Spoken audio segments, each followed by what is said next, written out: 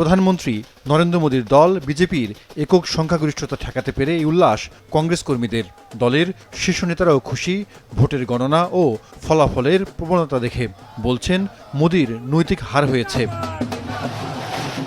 দিল্লিতে কংগ্রেসের তরফে সংবাদ সম্মেলনে উপস্থিত হন সভাপতি মল্লিকার্জুন খড়গে, রাহুল গান্ধী, সোনিয়া গান্ধীরা।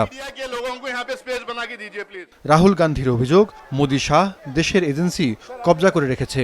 এর মধ্যেও ভোটে ভালো ফল করায় বিজেপি বিরোধী জোট ইন্ডিয়ার সব দলকে ধন্যবাদ জানান তিনি। इंडिया गठबंधन की मीटिंग है, कल हमारा अलायंस डिसाइड करेगा। बड़ी फाइन लाइन है, तो जो इंडिया गठबंधन डिसाइड करेगा उस पे हम एक्शन लेंगे।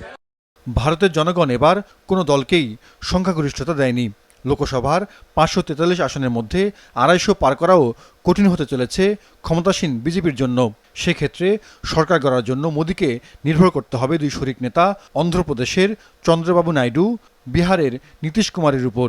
যদিও অতীতে ওই দুইজনেরই একাধিকবার জোট ত্যাগের নজির আছে।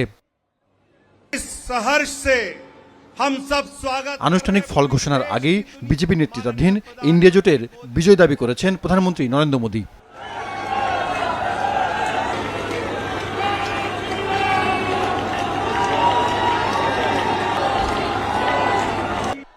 आपका ये स्नेह, आपका ये प्यार, इस आशीर्वाद के लिए मैं सभी देशवासियों का ऋणी हूं। आज बड़ा मंगल है और इस पावन दिन